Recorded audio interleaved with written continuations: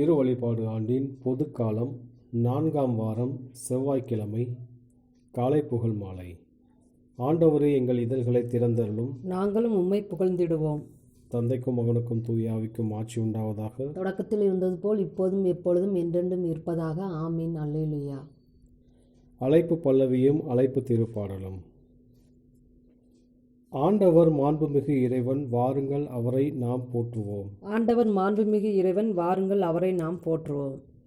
வாருங்கள் ஆண்டவரை புகழ்ந்து பாடுங்கள், நமது மீட்பின் பாறையை போற்றி ஆர்ப்பரியுங்கள். அவர் திருமுன் நன்றியுடன் செல்வோம், புகழ் பாக்களால் அவரை போற்றி அகமகிழ்வோம். ஏனெனில் ஆண்டவர் மாண்புமிகு இறைவன், அனைத்து தெய்வங்களுக்கும் அனைத்திற்கும் மேலான பேரரசர். பூ உலகின் ஆழ்பகுதிகள் அவர் தம் கையில் உள்ளன, மலைகளின் கொடுமுடிகளும் அவருக்கே உரியன. கடலும் அவருடையதே, அவரே அதை படைத்தார். உலர்ந்த தரையையும் அவர் கைகளை உருவாக்கின. வாருங்கள் தாழ்பணிந்து அவரை தொழுவோம், நம்மை உருவாக்கிய ஆண்டவர் முன் முழந்தாளிடுவோம். அவரே நம் கடவுள், நாமோ அவரது மேய்ச்சலின் மக்கள், நாம் அவர் பேணி காக்கும் ஆடுகள். இன்று நீங்கள் அவரது குரலுக்கு செவி கொடுத்தால் எத்துணை நலம். அன்று மெரிபாவிலும் பாலை நிலத்தில் மாசாவிலும் செய்தது போல் உங்கள் இதயத்தை கடினப்படுத்தி கொள்ளாதீர்கள்.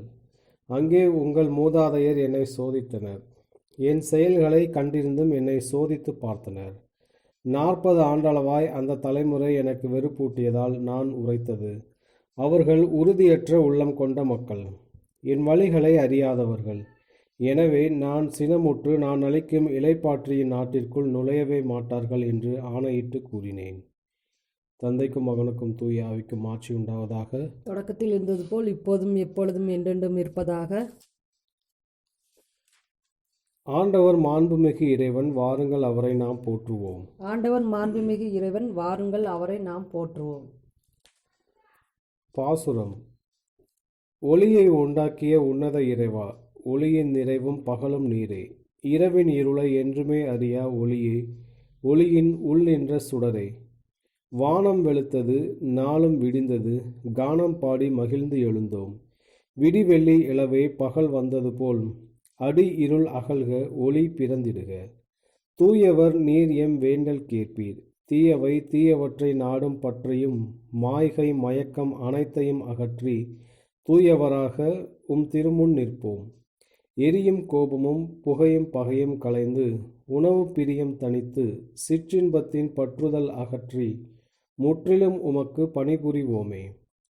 திடமுல மனமும் கற்புல உடலும் வடுவிழா வாழ்வும் வாழ்த்து பாடலும் நிறைந்த நாளாய் இந்நாள் மலர்ந்திட கிறிஸ்துவே உம்மருள் நிறைவாய் தருவீர். நேயரம் வேண்டல் ஏற்பீர் தந்தாய். உயர்நிலை வீற்றிருக்கும் உம்மகனும் அச்சம் அகற்றும் ஆவியருடன் இச்சகம் என்றும் ஆளுகவே. ஆமேன். ஆண்டவரே, உமக்கே புகழ் சாற்றிடுவேன், மாசற்ற வழியை நடப்பதில் நான் கருத்தாய் இருக்கிறேன். ஆண்டவரே, உமக்கே புகழ் சாற்றிடுவேன், மாசற்ற வழியில் நடப்பதில் நான் கருத்தாய் இருக்கிறேன். பேரன்பையின் நீதியை குறித்து பாடுவேன். ஆண்டவரே, உமக்கே நான் புகழ் சாற்றிடுவேன், மாசற்ற வழியில் நடப்பதில் நான் கருத்தாய் இருக்கின்றேன். எப்பொழுது நீர் என்னிடம் வருவீர்? தூய உள்ளத்தோடு என் இல்லத்தில் நான் வாழ்ந்திடுவேன். இழிவான எதையும் என் கண்முன் வைக்க மாட்டேன். நெறி தவறியவரின் செயலை நான் வெறுக்கின்றேன். அன்னவர் என்னுடன் சேரார். வஞ்சகன் நெஞ்சம் எனக்கு வெகு தொலைவில் இருக்கும். தீதான எதையும் நான் ஏற்க மாட்டேன். தமக்கு அடுத்திருப்போரை மறைவாக பழிப்பவர்களை நான் ஒழிப்பேன். கண்களில் இருமாப்பும் உள்ளத்தில் செருக்கும் உள்ளோரின் செயலை நான் பொறுத்து கொள்ளேன். நம்பிக்கைக்குரியோரை நாட்டில் கண்டுபிடித்து என்னோடு வாழ செய்வேன். நேரிய வழியில் நடப்போரை எனக்கு பணிவிடை புரிய செய்வேன். வஞ்சனை செய்வோருக்கு என் மாளிகையில் இடமில்லை. பொய் உரைப்போர் என் கண்முன் நிலைப்பதில்லை. நாட்டில் இருக்கும் பொல்லார் அனைவரையும் நாள்தோறும் அழிப்பேன். தீங்கிழைப்போரை ஆண்டவரின் நகரினின்று நான் ஒழிப்பேன். தந்தைக்கும் மகனுக்கும் தூய ஆவிக்கும் ஆட்சி உண்டாவதாக. தொடக்கத்தில் இருந்தது போல இப்போதும் எப்போதும் என்றென்றும் இருப்பதாக. ஆமீன். ஆண்டவரே, உமக்கே புகழ் சாட்டிடுவேன், மாசற்ற வழியை நடப்பதில் நான் கருத்தாய் இருக்கிறேன். ஆண்டவரே, உமக்கே புகழ் சாற்றிடுவேன், மாசற்ற வழியில் நடப்பதில் நான் கருத்தாய் இருக்கிறேன். ஆண்டவரே, எங்களிடமிருந்து உம் இரக்கத்தை எடுத்து விடாதீர். ஆண்டவரே, எங்களிடமிருந்து உம் இரக்கத்தை எடுத்து விடாதீர். எங்களுக்கு செய்துள்ள அனைத்திலும் நீர் நீதி உள்ளவர். உம் செயல்கள் யாவும் நேர்மையானவை. உம் வழிகள் செவ்வையானவை. உம் தீர்ப்புகள் அனைத்தும் உண்மையானவை. எங்கள் மீதும் எங்கள் மூதாதையரின் திருநகரான எருசலேம் மீதும் நீர் வருவித்துள்ள அனைத்திலும் நேர்மையான தீர்ப்புகளை வழங்கியுள்ளீர். எங்கள் பாவங்களை முன்னிட்டு இவற்றை எல்லாம் உண்மையோடும் நீதியோடும் எங்களுக்கு வர செய்துள்ளீர். உம்மை விட்டு விலகி சென்றதால் நாங்கள் பாவம் செய்தோம், நெறி தவறினோம், எல்லாவற்றிலும் பாவம் செய்தோம். உமது பெயரை முன்னிட்டு எங்களை என்றும் கைவிட்டு விடாதீர். உமது உடன்படிக்கையை முறித்து விடாதீர். உம் அன்பர் ஆபிரகாமை முன்னிட்டும் உம் ஊழியர் ஈசாக்கை முன்னிட்டும் உம் தூயவர் இஸ்ரேலை முன்னிட்டும் உம் இரக்கம் எங்களை விட்டு நீங்க செய்யாதீர். விண்மீன்களைப் போலவும் கடற்கரை மணலைப் போலவும் அவர்களின் வழிமரபினரை பெருக செய்வதாக. நீர் அவர்களுக்கு உறுதியளித்தீர். ஆண்டவரே, எங்கள் பாவங்களால் மற்ற மக்களினங்களை விட நாங்கள் எண்ணிக்கையில் குறைந்து விட்டோம். உலகெங்கும் இன்று தாழ்வடைந்தோம். இப்பொழுது எங்களுக்கு மன்னர் இல்லை, இறைவாக்கினர் இல்லை, தலைவர் இல்லை, எரிபலி இல்லை, எந்த பலியும் இல்லை, காணிக்கை பொருளோ தூபமோ இல்லை. உம் திருமுன் பலியிட்டு உம் இரக்கத்தை பெற இடமே இல்லை. ஆயினும் செம்மறி கடாக்கள் காளைகளால் அமைந்த எரிபலி போலும், பல்லாயிரம் கொழுத்த ஆட்டுக்குட்டிகளால் ஆன பலி போலும் நொறுங்கிய உள்ளமும் தாழ்வுற்ற மனமும் கொண்ட நாங்கள் ஏற்றுக்கொள்ளப்படுவோமாக. அவ்வாறே எமது பலி இன்று உம் திருமுன் அமைவதாக. நாங்கள் முழுமையாக உம்மை பின்பற்றுவோமாக. ஏனெனில் உம்மில் நம்பிக்கை வைப்போர் வெட்கத்திற்கு ஆட்பட மாட்டார். இப்பொழுது நாங்கள் முழு உள்ளத்துடன் உம்மை பின்பற்றுகிறோம். உமக்கு அஞ்சி உம் முகத்தை நாடுகிறோம். தந்தைக்கும் மகனுக்கும் தூய ஆவிக்கும் ஆட்சி உண்டாவதாக. தொடக்கத்தில் இருந்தது போல் இப்போதும் எப்பொழுதும் என்றென்றும் இருப்பதாக. ஆண்டவரே, எங்களிடமிருந்து உம் இரக்கத்தை எடுத்து விடாதீர். ஆண்டவரே, எங்களிடமிருந்து உம் இரக்கத்தை எடுத்து விடாதீர். கடவுளே, நான் உமக்கு புதியதொரு பாடல் பாடுவேன். கடவுளே, நான் உமக்கு புதியதோர் பாடல் பாடுவேன். என் பாறையாக ஆண்டவர் போற்றி போற்றி. போரிட என் கைகளுக்கு பயிற்சி அளிப்பவர் அவரே. போர் புரிய என் விரல்களை பழக்குபவரும் அவரே. என் கற்பாரையும் கோட்டையும் அவரே. என் பாதுகாப்பாளரும் மீட்பரும் அவரே. என் கேடயமும் புகலிடமும் அவரே. மக்களினத்தரை எனக்கு கீழ்ப்படுத்துபவர் அவரே. ஆண்டவரை, மனிதரை பற்றி நீ அக்கறை கொள்ள அவர்கள் யார்? மானிடரை நீ கருத்தில் கொள்ள அவர்கள் யார்? மனிதர் சிறுமூச்சுக்கு ஒப்பானவர். அவர்களின் வாழ்நாள் மறையும் நிழலுக்கு நிகரானவை. ஆண்டவரே, உம் வான்வெளியை தாழ்த்தி இறங்கி வாரும். மலைகளை தொடும், அவை புகை கக்கும். மின்னலை மின்ன செய்து எதிர்களை சிதறடியும்.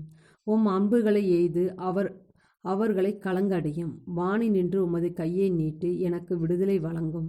பெருவெள்ளம் போல் எழும் வேற்றினத்தார் கையில் நின்று என்னை விடுவித்தருளும். அவர்களது வாய் பேசுவது பொய், அவர்களது வழக்கையோ வஞ்சமிகு வழக்கை. இறைவா, நான் உமக்கு புதியதொரு பாடல் பாடுவேன். பதிநரம்பு வீணையால் உமக்கு புகழ் பாடுவேன்.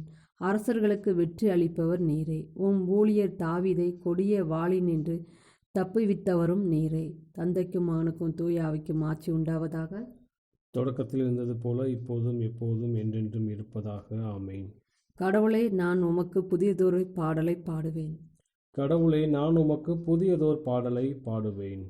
ஏசாயா நூலிலிருந்து வாசகம். தாகமாயிருப்பவர்களை நீங்கள் அனைவரும் நீர்நிலைக்கு வாருங்கள். கையில் பணம் இல்லாதவர்களை நீங்களும் வாருங்கள். தானியத்தை வாங்கி உண்ணுங்கள். வாருங்கள், காசு பணமின்றி திராட்சை ரசமும் பாலும் வாங்குங்கள்.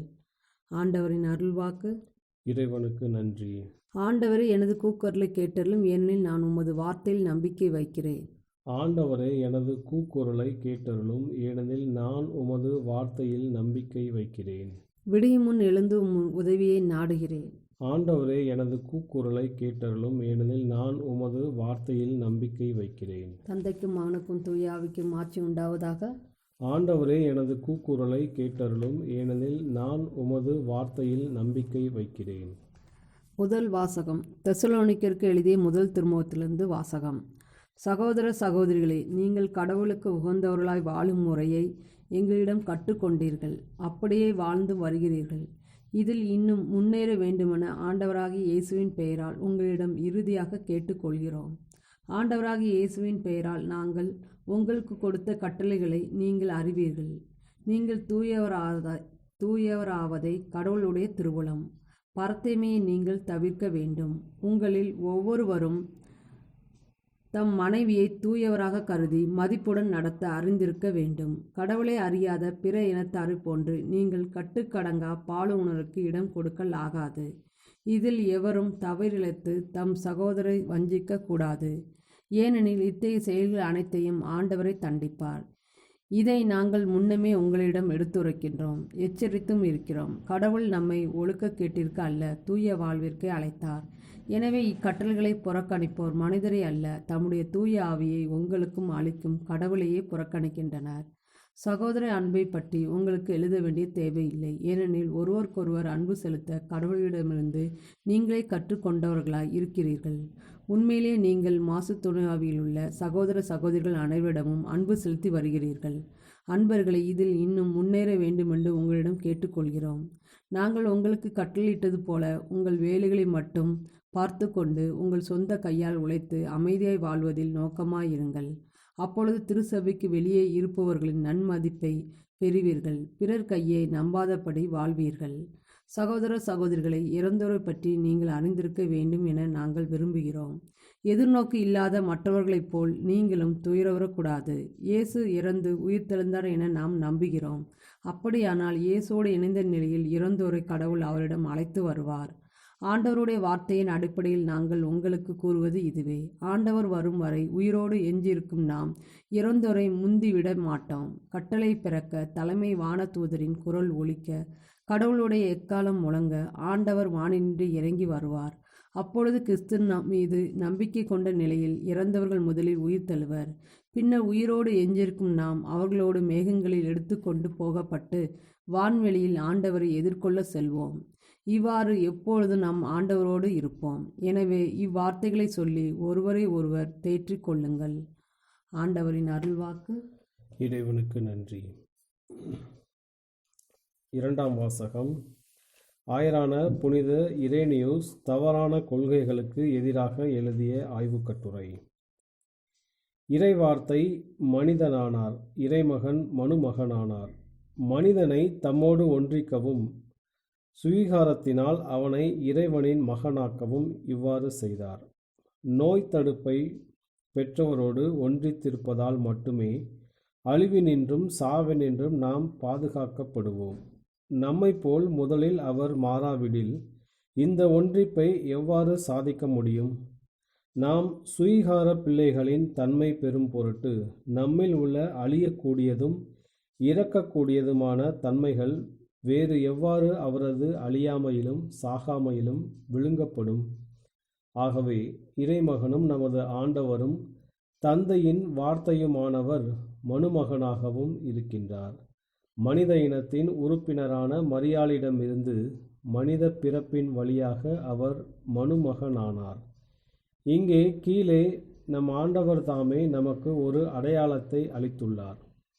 இது கூடும் என்று மனிதன் கனவிலும் காணாததால் அவன் கேட்காத ஒரு அடையாளம் விண்ணகத்தில் உயரங்களில் அளிக்கப்பட்டுள்ளது. ஒரு கன்னி குழந்தையோடு இருந்தாள். அவள் ஒரு மகனை பெற்றாள். அவர் பெயர் இம்மானுவேல். இதன் பொருள் நம்மோடு கடவுள்.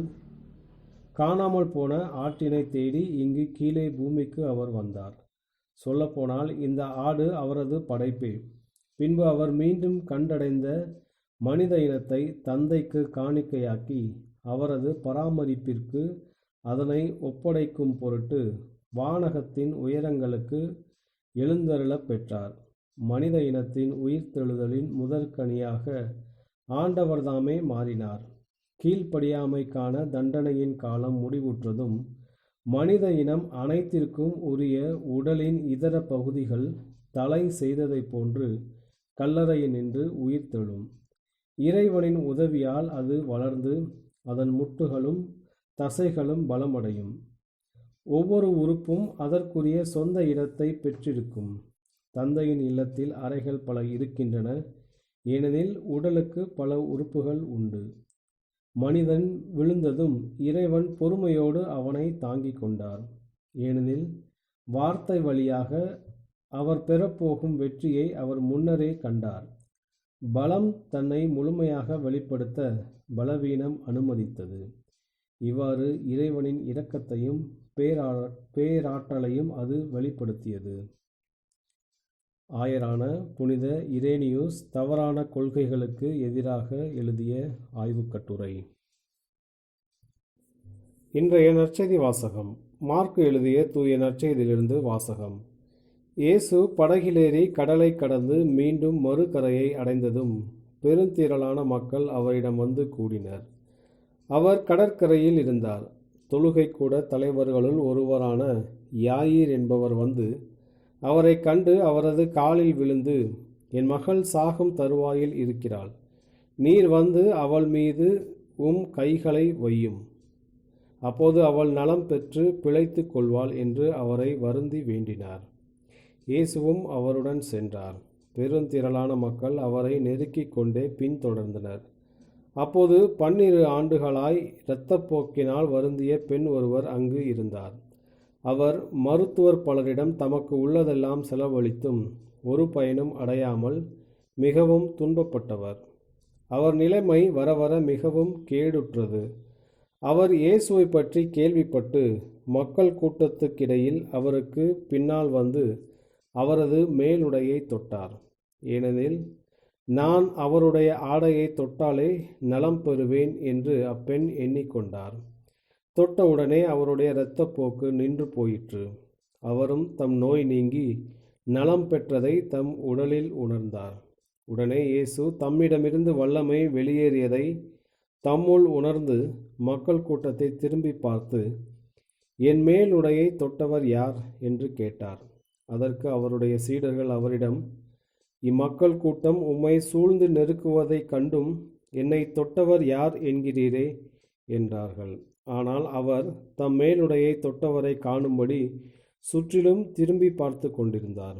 அப்போது அப்பெண் தமக்கு நேர்ந்ததை அறிந்தவராய் அஞ்சி நடுங்கிக் கொண்டு அவர் முன் வந்து விழுந்து நிகழ்ந்தது அனைத்தையும் அவரிடம் சொன்னார்.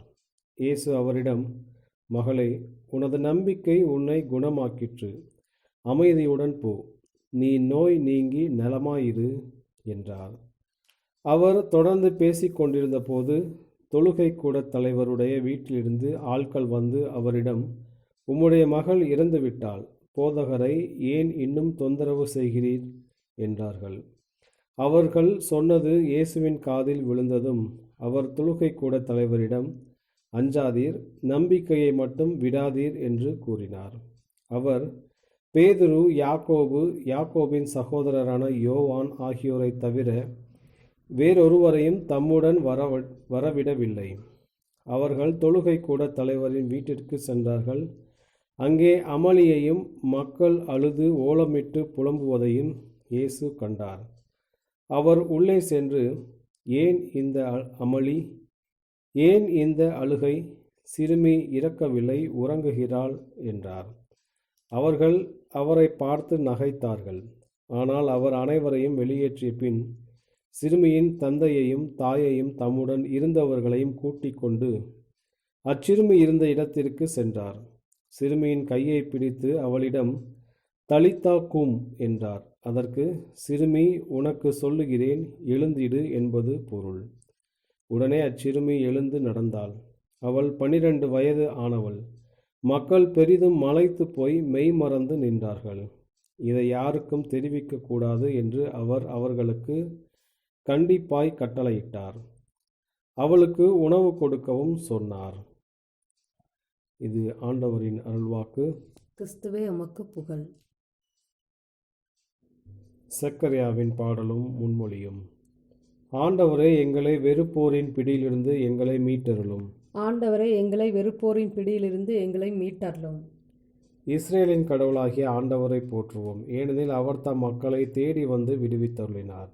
தம் தூய இறைவாக்கினர் வாயினால் தொடக்க முதல் அவர் மொழிந்தபடியே அவர் தம் ஊழியராகிய தாவீதின் குடும்பத்தில் வல்லமையுடைய மீட்பர் ஒருவர் நமக்காக தோன்ற செய்தார். நம் பகைவரிடமிருந்தும் நம்மை வெறுப்போர் அனைவரின் பிடியிலிருந்தும் நம்மை மீட்பார். அவர் நம் மூதாதையருக்கு இரக்கம் காட்டி தமது தூய உடன்படிக்கையையும் நம் தந்தையாகிய ஆபிரகாமுக்கு அவரிட்ட ஆணையையும் நிறைவேற்ற நினைவு கூர்ந்தார். இவ்வாறு நாம் பகைவரின் பிடியிலிருந்து விடுவிக்கப்பட்டு தூய்மையோடும் நேர்மையோடும் வாழ்நாள் எல்லாம் அச்சமின்றி அவர் திருமுன் பணி செய்யுமாறு வழிவகுத்தார். குழந்தாய், நீ உன்னத கடவுளின் இறைவாக்கினர் எனப்படுவாய்.